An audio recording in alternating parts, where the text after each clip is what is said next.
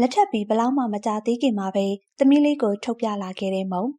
ပရိသတ်တွေအားလုံးပဲမင်္ဂလာပါရှင်မင်းသမီးလေးမုံကမကြသေးခင်ကမှလက်ထပ်သွားခဲ့တာကိုလည်းအားလုံးသိကြမယ်လို့ထင်ပါတယ်မုံဟာအခုနောက်ပိုင်းနေမှာဆိုရင်တော့တကယ့်ကိုမှနာမည်ကြီးလာခဲ့တာဖြစ်ပါတယ်သူမဟာဆိုရင်တော့ဇလန်းတွေမရိုက်ဖြစ်ပဲစစ်ကားတွေသာအရိုက်များသူတယောက်ဖြစ်ပါတယ်ဟိုးအရင်တုန်းကတော့သူမဟာအသေးကွဲသူတယောက်ဖြစ်ပြီးတော့အခုတော့လည်းအခြေအေးကန်ကောင်းလာပြီပဲဖြစ်ပါတယ်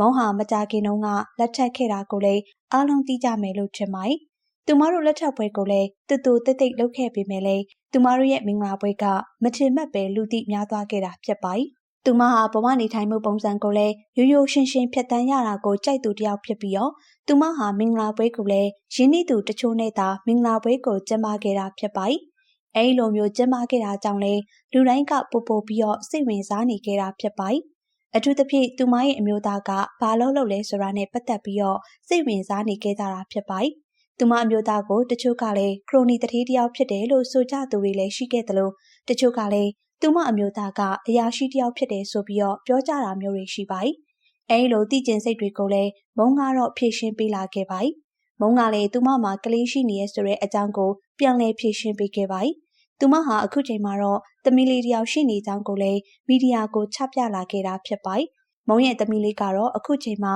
8လကျော်9လနီးပါးရှိနေပြီလို့လည်းပြောလာခဲ့ပါတယ်။သူမအနေနဲ့ကလေးရပြီးမှမင်္ဂလာဆောင်တာကလည်းအကြောင်းကိစ္စအမျိုးမျိုးကြောင့်လို့ဆိုလာခဲ့ပါတယ်။သူမရဲ့အလုပ်ကိစ္စတွေလည်းရှိခဲ့သလိုအမျိုးသားကလည်းဝန်ထမ်းတွေဖြစ်တာကြောင့်သူအားကျင်ကိုတိုက်လိုက်ကိုအားကျင်ကိုတိုက်လိုက်နှစ်ယောက်သားညှိလိုက်နဲ့သူမတို့မင်္ဂလာဆောင်ကကြန့်ကြာသွားတယ်လို့ဆိုပါတယ်။ဒီကြားထဲကလေးလေးရသွားတာကြောင့်မင်္ဂလာဆောင်ဖို့အတွက်ကြာသွားခဲ့တယ်။ကလေးမွေးပြီးမှပဲမင်္ဂလာဆောင်လုပ်ဖြစ်သွားတယ်လို့ဆိုပါတယ်။သမီးလေးရသွားတာကြောင့်လည်းသူမဘဝမှာအရာရာပြောင်းလဲသွားခဲ့တယ်လို့ဆိုပါတယ်။အခုဆိုရင်တော့သမီးလေးကသူမဘဝလို့ပြောလာခဲ့ပါတယ်။သမီးကိုလည်းသူမအနေနဲ့ဖြည့်ဆည်းပေးခြင်းနဲ့သမီးကိုပဲအချိန်ပေးဖြစ်နေရကြောင်းအလုပ်တွေတောင်မှသိမလုပ်ဖြစ်ဘူးလို့ဆိုပါတယ်။သမီးလေးကိုအမြဲတမ်းအချိန်ပေးဖြစ်သလိုသမီးကလည်းတဖြည်းဖြည်းကြီးလာတော့သမီးဟာချစ်မဝါဖြစ်လာခဲ့တယ်လို့ဆိုပါတယ်။အမျိုးသားတော့တာဝန်တွေရှိတော့သူမတို့အနာမှာအချိန်ပြေးမရှိနိုင်ဘူး။ဒါကြောင့်လည်းသမီးကိုပိုဂယူဆိုင်ဖြစ်တယ်လို့ဆိုပါတယ်။မုံကတော့သူမဟာအနုပညာအလုပ်တွေကိုလည်းပြန်လုပ်မယ်။အမျိုးသားလည်းသူမအပြေးအဝပံ့ပိုးပေးပါတယ်ဆိုပြီးပြောလာခဲ့ပါတယ်